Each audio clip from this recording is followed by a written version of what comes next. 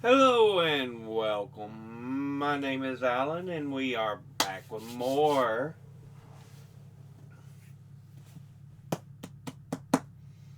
H.P. Lovecraft. This time we'll be reading a short tale known as The Tomb. So, yeah, with that said, let's jump into this. The first story written upon his resumption of fiction writing in the summer of 1917, The Tomb is one of Lovecraft's most poetic tales. He noted that the inspiration of the tale was a walk through a Providence cemetery where he saw an old tombstone dating to 1711, a date actually used in the story, and wondered why could I not talk with him and enter more intimately into the life of my chosen age. The poem included in the story was written at an earlier date. The existing manuscript bears the Gaudeamus Let Us Delight, the title, Gaudeamus Let Us Delight, and is a surprising instance of a drinking song written by teetotaler. The story first appeared in The Vagrant, March 1922. Sedibus ut saltim placidus in morte quiescum. Virgil. In relating the circumstances which have led to my confinement within the refuge for the demented, I am aware that the present position will create a natural doubt of the authenticity of my narrative. It is an unfortunate fact that the bulk of humanity is too limited in its mental vision to weigh with patience and intelligence those isolated phenomena seen and felt by the psychologically sensitive few, which lie outside its common experience.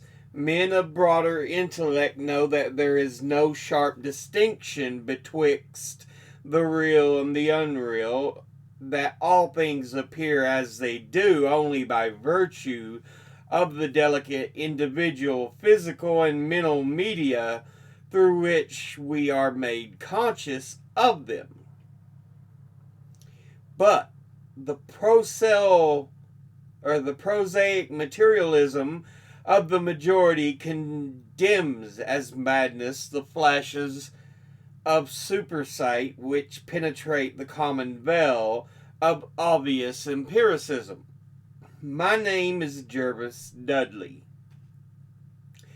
and from earliest childhood I have been a dreamer and a visionary, wealthy beyond the necessity of a commercial life and temperamentally unfitted for the formal studies and social recreations of my acquaintances. I have dwelt ever in the realms apart from the visible world, spending my youth and adolescence in ancient and little known books and in roaming the fields and groves of the region near my ancestral home. I do not think that what I read in these books or saw in these fields and groves was exactly what other boys read and saw there. But of this I must say little, since detailed speech would but confirm those cruel slanders upon my intellect which I sometimes overhear from the whispers of the stealthy attendants around me. It is sufficient for me to update events without analyzing causes. I have said that I dwelt apart from the visible world, but I have not said that I dwelt alone. This is no human creature may do, for lacking the fellowship of the living, he inevitably draws upon the companionship of things that are not, or are no longer, living. Close by my home there lies a singular wooded hollow in whose twilight deeps I spent most of my time reading, thinking, and dreaming.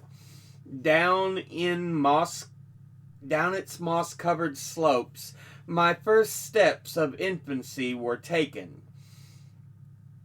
and around its grotesquely gnarled oak trees, my first fancies of boyhood were woven. Well did I come to know the presiding dryads of those trees, and often have I watched their wild dances in the struggling beams of the waning moon. But of these things I must not speak. I will tell only of the lone tomb in the darkest of the hillside thickets, or deserted tomb of the Hydes, an old and exalted family whose last direct descendant had been laid within its black recesses many decades before my birth. The vault to which I refer is of ancient granite, weathered and discolored by the mist and dampness of generations. Excavated back into the hillside, the structure is visible only at the entrance. The door, a ponderous and forbidding slab of stone, hangs upon rusted iron hinges and is fastened ajar in a queerly sinister way by means of heavy iron chains and padlocks, according to a gruesome fashion of half a century ago. The abode of the race whose scions are here inured had once crowned the declivity which holds the tomb, but had long since fallen victim to the flames which sprang up from a disastrous stroke of lightning. Of the midnight storm which destroyed this gloomy mansion, the older inhabitants of the region sometimes speak in hushed and uneasy voices, alluding to what they call divine wrath in a manner that, in later years, vaguely increased the always strong fascination which I felt for the forest-darkened sepulchre. One man only had perished in the fire, and when the last of the Hydes was buried in this place of shade and stillness, the sad urnful of ashes had come from a distant land, to which the family had repaired when the mansion burned down. No one remains to lay flowers before the granite portal, and few care to brave the depressing shadows which seem to linger strangely about the water-worn stones. I shall never forget the afternoon when I first stumbled upon the half-hidden house of death. It was in midsummer, when the alchemy of nature transmutes the sylvan landscape to one vivid and almost homogeneous mass of green. When the senses are well nigh intoxicated with the surging seas of moist verdure and the subtly indefinable odors of the soil and the vegetation. In such surroundings, the mind loses its perspective. Time and space become trivial and unreal, and echoes of the forgotten prehistoric past beat insistently upon the enthralled consciousness. All day I'd been wandering through the mystic groves of the hollow, thinking thoughts I need not discuss, and conversing with things I need not name. In years a child of 10, I had seen and heard many wonders unknown to the throng, and oddly aged in certain aspects. When, upon forcing my way between two savage clumps of briars, I suddenly encountered the entrance of the vault. I had no knowledge of what I had discovered. The dark blocks of granite, the door so curiously ajar, and the funeral carvings above the arch aroused in me no associations of mournful or terrible character. Of graves and tombs I knew and imagined much, but had, on account of my peculiar temperament, been kept from all personal contact with churchyards and cemeteries.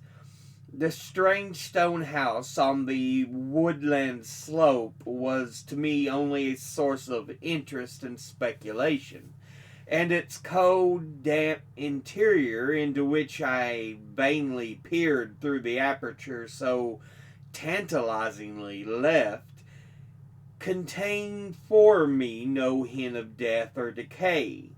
But in that instant of curiosity was born the madly unreasoning desire which has brought me to this hell of confinement. Spurred on by a voice which must have come from the hideous soul of the forest, I resolved to enter the beckoning gloom, in spite of the ponderous chains which barred my passage. In the waning light of day, I alternately rattled the rusty impediments with a view to throwing wide the stone door, and essayed to squeeze my slight form through the space already provided, but neither plan met with success. At first curious, I was now frantic. And when in the thickening twilight I returned to my home, I had sworn to the 100 gods of the grove that at any cost I would someday force an entrance to the black, chilly depths that seemed calling out to me. The physician with the iron gray beard, who comes each day to my room, once told a visitor that this decision marked the beginning of a pitiful monomania. But I will leave final judgment to my readers when they shall have learnt all.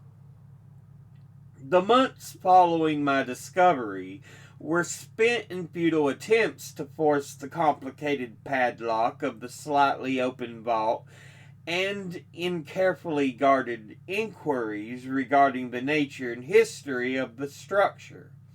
With the traditionally receptive ears of the small boy, I learned much, though an habitual secretiveness caused me to tell no one of my information or my resolve. It is perhaps worth mentioning that I was not at all surprised or terrified on learning of the nature of the vault. My rather original ideas regarding life and death had caused me to associate the code clay with the breathing body in a vague fashion, and I felt that the great and sinister family of the burned-down mansion was in some way represented within the stone space I sought to explore. Mumbled tales of the weird rites and godless revels of bygone years in the ancient hall gave to me a new and potent interest in the tomb, before whose door I would sit for hours at a time each day. Once I thrust a candle within the nearly closed entrance, but could see nothing save a flight of damp stone steps leading downward. The odor of the place repelled yet bewitched me. I felt I had known it before in a past remote, beyond all recollection, beyond even my tenancy of the body I now possess. The year after I first beheld the tomb, I stood upon a worm-eaten translation of Plutarch's Lives in the book-filled attic of my home. Reading the life of Theseus, I was much impressed by that passage telling of the great stone beneath which the boyish hero was to find his tokens of destiny whenever he should become old enough to lift the enormous weight. This legend had the effect of dispelling my keenest impatience to enter the vault, for it made me feel that the time was not yet ripe. Later, I told myself, I should grow to a strength and ingenuity which might enable me to unfasten the heavy chain door with ease, but until then, I would do better by conforming to what seemed the will of fate. Accordingly, my watches by the dank portal became less persistent, and much of my time was spent in other, though equally strange, pursuits. I would sometimes rise very quietly in the night, stealing out to walk in those churchyards and places of burial from which I had been kept by my parents. What I did there I may not say, for I am not now sure of the reality of certain things. But I know that on the day after such a nocturnal ramble, I would often astonish those about me with my knowledge of topics almost forgotten for many generations. It was after a night like this that I shocked the community with a queer conceit about the burial of the rich and celebrated Squire Brewster, a maker of local history who was interred in 1711, and whose slate headstone, bearing a graven skull and crossbones, was slowly crumbling to powder. In a moment of childish imagination, I vowed not only that the undertaker, Goodman Simpson, had stolen the silver-buckled shoes, silken hose, and satin small clothes of the deceased before burial, but that the squire himself, not fully inanimate, had turned twice in his mound-covered coffin on the day after interment. But the idea of entering the tomb never left my thoughts.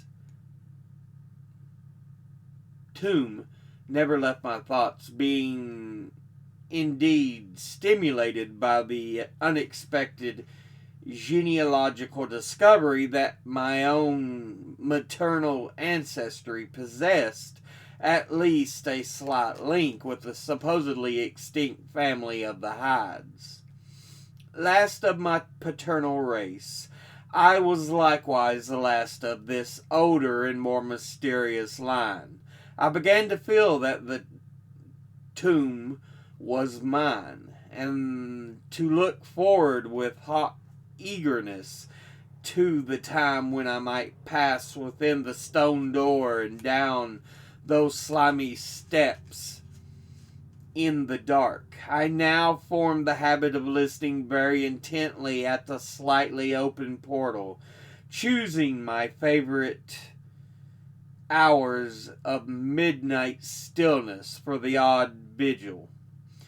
By the time I came of age, I had made a small clearing in the thicket before the mold-stained facade of the hillside, allowing the surrounding vegetation to encircle and overhang the space like the walls and roof of a sylvan bower. This bower was my temple, and the fastened door my shrine.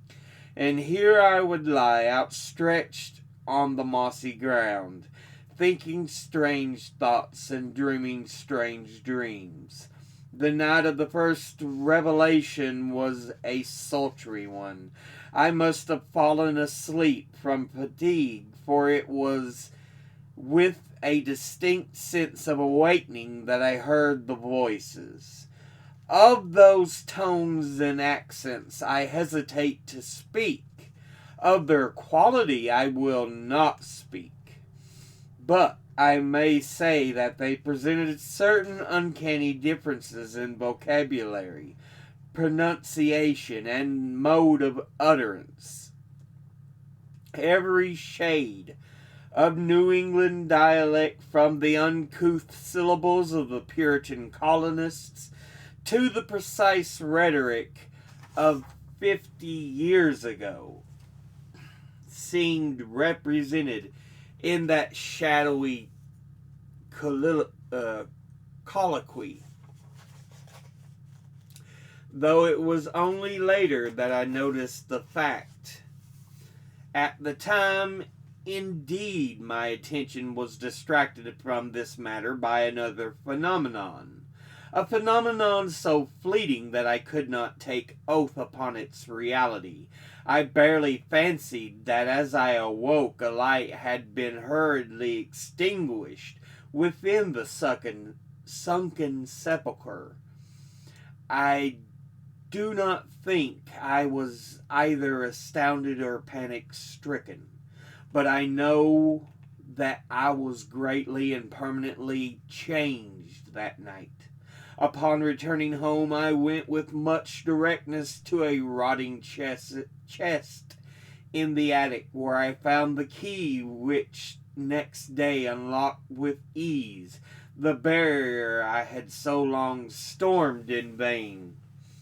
It was in the soft glow of the late afternoon that I first entered the vault on the abandoned slope. A spell was upon me, and my heart leaped with exultation I can but ill describe. As I closed the door behind me and descended the dripping steps by the light of my lone candle, I seemed to know the way. And though the candle sputtered with the stifling reek of the place, I felt singularly at home in the musty charnel house air. Looking about me, I beheld many marble slabs bearing coffins or the remains of coffins. Some of these were sealed and intact, and others were nearly vanished, leaving the silver handles and plates isolated amidst certain curious heaps of whitish dust. Upon one plate I read the name of Sir Geoffrey Hyde, who had come from Sussex in 1640 and died here a few years later. In a conspicuous alcove was one fairly well preserved and untenanted casket, adorned with a single name which brought to me both a smile and a shudder. An odd impulse caused me to climb the broad slab, extinguish my candle, and lie down within the vacant box. In the gray light of dawn, I staggered from the vault and locked the chain of the door behind me. I was no longer a young man, though but 21 winters had chilled my bodily frame. Early rising villagers who observed my homeward progress looked at me strangely and marveled at the signs of ribald revelry which they saw in one whose life was known to be sober and solitary. I did not appear before my parents till after a long and refreshing sleep. Henceforward I haunted the tomb each night, seeing, hearing, and doing things I must never reveal. My speech, always susceptible to the environmental influences, was the first thing to succumb to the change, and my suddenly acquired archaism of diction was soon remarked upon. Later, a queer boldness and recklessness came into my demeanor, until I consciously grew to possess the bearing of a man of the world, despite my lifelong seclusion. My formerly silent tongue waxed voluble with the easy grace of a Chesterfield or the goddess cynicism of a Rochester. I displayed a peculiar erudition utterly unlike the fantastic monkish lore over which I had pored in youth, and covered the fly-leaves of my books with facile impromptu epigrams, which brought up suggestions of Gay, Prior, and the sprightliest of the Augustan wits and rhymesters. One morning at breakfast, I came close to disaster by declaiming in palpably licorice accents an effusion of 18th century bacchanalian mirth, a bit of Georgian playfulness never recorded in a book, which ran something like this. Come hither, my lads, with your tankards of ale, and drink to the present before I shall fell. Pile each of your platter a mountain of beef, and for 'tis eating and drinking that bring us relief. So fill up your glass, for life will soon pass. When you're dead, you'll ne'er drink to your king or your lass. Anacreon had a red rose, so they say, and what's a red rose if ye're happy and gay? Gad split me, I'd rather be red whilst I'm here than white as a lily and dead half a year. So Betty, my miss, come give me a kiss. In hell there's no innkeeper's daughter like this. Young Harry, propped up just as straight as he's able, will soon lose his wig and slip under the table. But fill up your goblets and pass 'em around, better under the table than under the ground. So revel and chaff as ye thirstily quaff. Under 6 feet of dirt, 'tis less easy to laugh. The fiends strike me blue, I'm scarce able to walk, and damn me if I can stand upright or talk. Here, landlord, bid Betty to summon a chair. I'll try home for a while, for my wife is not there. So lend me a hand, I'm not able to stand, but I'm gay whilst I linger on top of the land. About this time I conceived my present fear of fire and thunderstorms. Previously indifferent to such things, I had now an unspeakable horror of them, and could retire to the innermost recesses of the house, and would retire to the innermost recesses of the house when the heavens threatened an electrical display. A favorite haunt of mine during the day was the ruined cellar of the mansion that had burned down, and in fancy I would picture the structure as it had been in its prime. On one occasion, I startled a villager by leading him confidently to a shallow sub-cellar of whose existence I seemed to know in spite of the fact that it had been unseen and forgotten for many generations. At last came that which I had long feared. My parents, alarmed at the altered manner and appearance of their only son, commenced to exert over my movements a kindly espionage which threatened to result in disaster. I had told no one of my visits to the tomb, having guarded my secret purpose with religious zeal since childhood, and now I was forced to exercise care in threading the mazes of the wooded hollow that I might throw off a possible pursuer. My key to the vault I kept suspended from a cord about my neck, its presence known only to me. I never carried out of the sepulchre any of the things I came upon whilst within its walls. One morning, as I emerged from the damp tomb and fastened the chain of the portal with none too steady hand, I beheld in an adjacent thicket the dreaded face of a watcher. Surely the end was near, for my bower was uncovered and my objective of my nocturnal journeys revealed.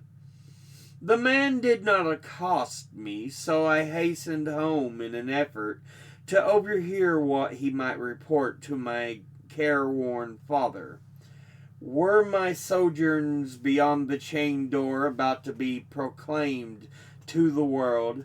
Imagine my delighted astonishment on hearing the spy inform my parent in a cautious whisper that I had spent the night in the bower outside the tomb, my sleep-filmed eyes fixed upon the crevice where the padlocked portal stood ajar. But what miracle had the watcher seen thus deluded? I was now convinced that a supernatural agency protected me. Made bold by this heaven-sent circumstance, I began to resume perfect openness in going to the vault, confident that no one could witness my endurance. For a week I tasted to the full the joys of the charnel conviviality of the I must not describe, when the thing happened and I was borne away to this accursed abode of sorrow and monotony. I should not have ventured out that night, for the taint of thunder was in the clouds, and the hellish phosphorescence rose from the rank swamp at the bottom of the hollow. The call of the dead, too, was different. Instead of the hillside tomb, it was the charred cellar on the crest of the slope, whose presiding daemon beckoned to me with unseen fingers. As I emerged from the intervening grove upon the plain before the ruin, I beheld in the misty moonlight, a thing I had always vaguely expected. The mansion, gone for a century, once more reared its stately height to the raptured vision, every window ablaze with the splendor of many candles.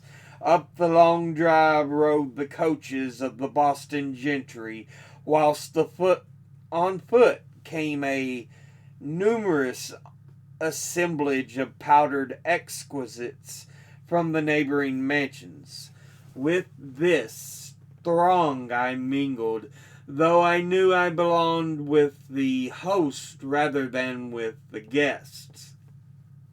Inside the hall were music, laughter, and wine on every hand.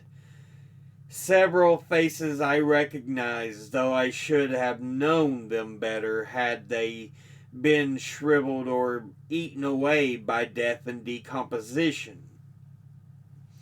Amidst a wild and reckless throng, I was the wildest and most abandoned. Gay blasphemy poured in torrents from my lips, and in my shocking sallies I heeded no law of God, man, or nature. Suddenly a peal of thunder, resonant even above the din of the swinish revelry, clave the very roof and laid a hush of fear upon the boisterous company.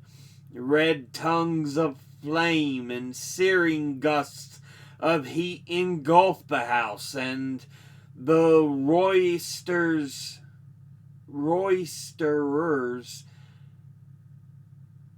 struck with terror at the descent of a calamity which seemed to transcend the bounds of unguided nature, fled shrieking into the night. I alone remained riveted to my seat by a groveling fear which I had never felt before. And then a second horror took possession of my soul. Burn alive to ashes, my body dispersed by the four winds, I might never lie in the tomb of the Hydes. Was not my coffin prepared for me? Had I not a right to rest till eternity amongst the descendants of Sir Geoffrey Hyde? I would claim my heritage of death, and though my soul goes seeking through the ages for another corporeal tenement to represent it on that vacant slab in the alcove of the vault, Jervis Hyde should never share the sad fate of Palinurus.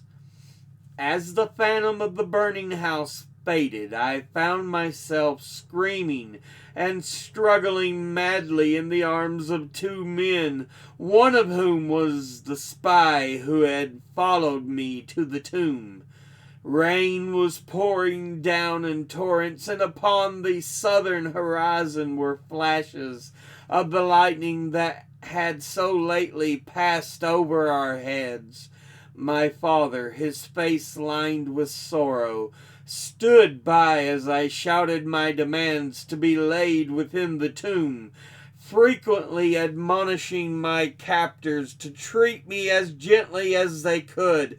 A blackened circle in the floor of the ruined cellar told of a violent stroke from the heavens, and from this spot a group of curious villagers with lanterns were prying a small box of antique workmanship from which the thunderbolt had brought to light.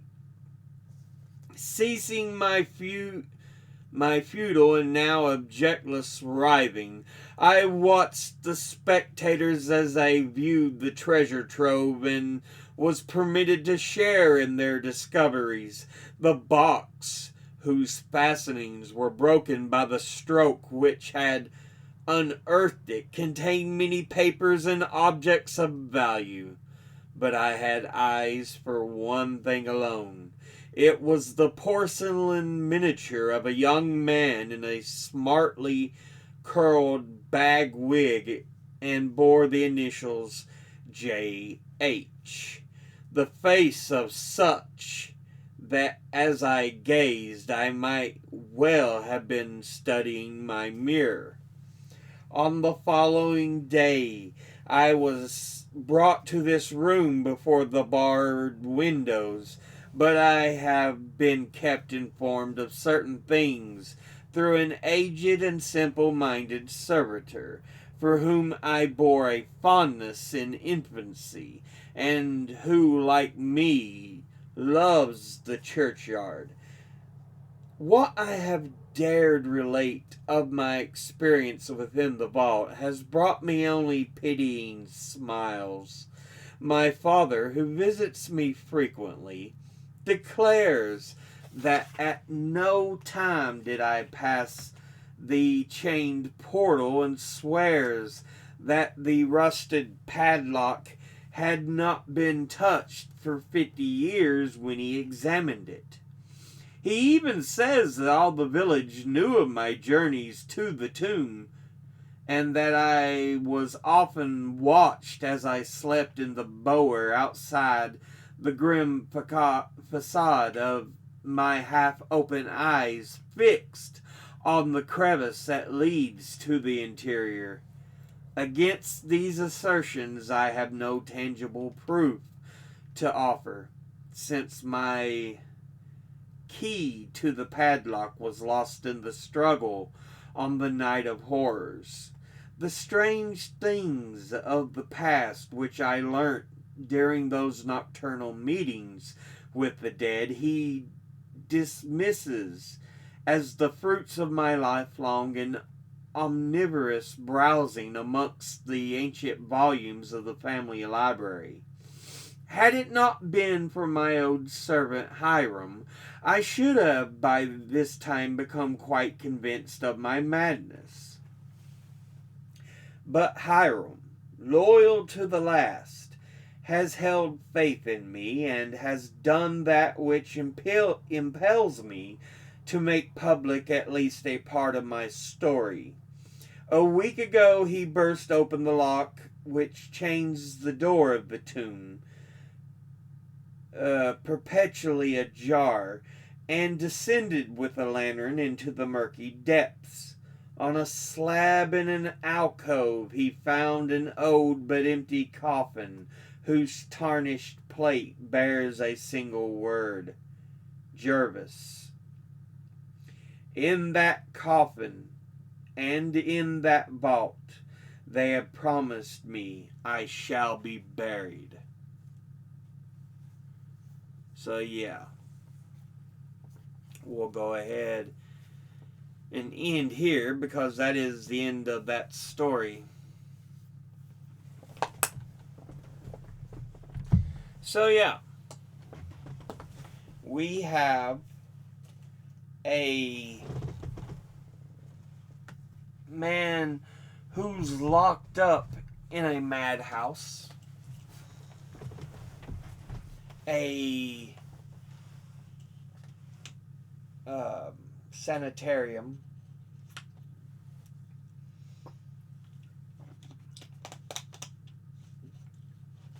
because he's thought to be quite mad and crazed, because he has no proof of being in this tomb. And it is tomb. Tome is an ancient and great book. Tomb is the grave. So, yeah, I kept having trouble where I would say one and then the other. But yeah, we have the protagonist, Jervis Hyde. And it's like he's filled with the knowledge and memories of what was,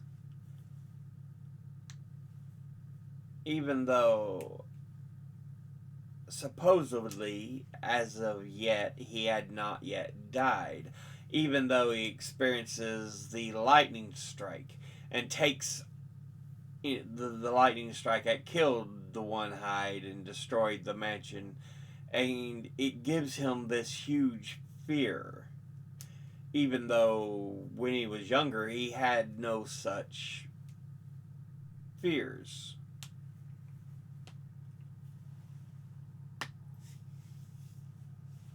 It's, you can almost tie it to the idea of past lives, but I think the idea is supposed to be that the spirits of the Hyde family are influencing him, giving him visions of what had happened. And he said he would be the last of the family through his mother's side, because she was supposed to be related to the Hydes. So technically he was the last of the Hydes. Even if, you know,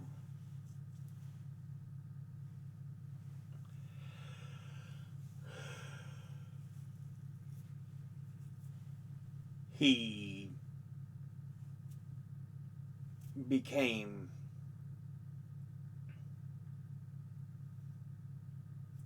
a Hyde through,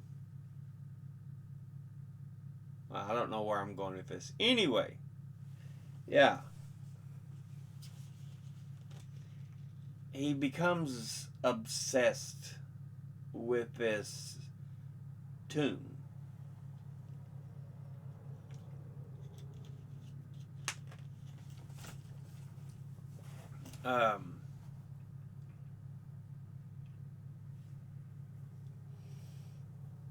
And all he can think of is going inside it.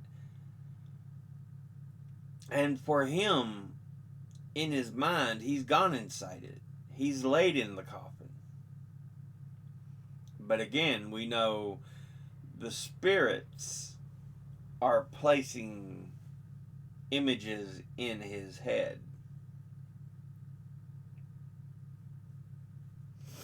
But you can't go and say, oh, spirits are giving me these visions.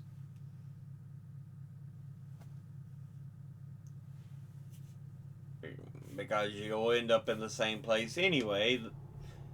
The sanatorium, the madhouse. Yeah.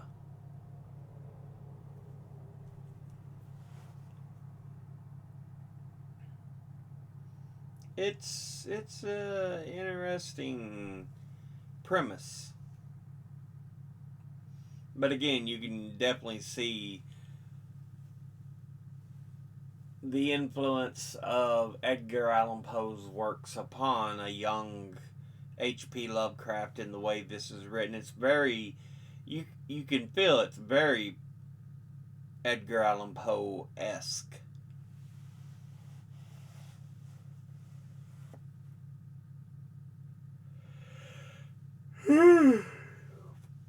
But yeah.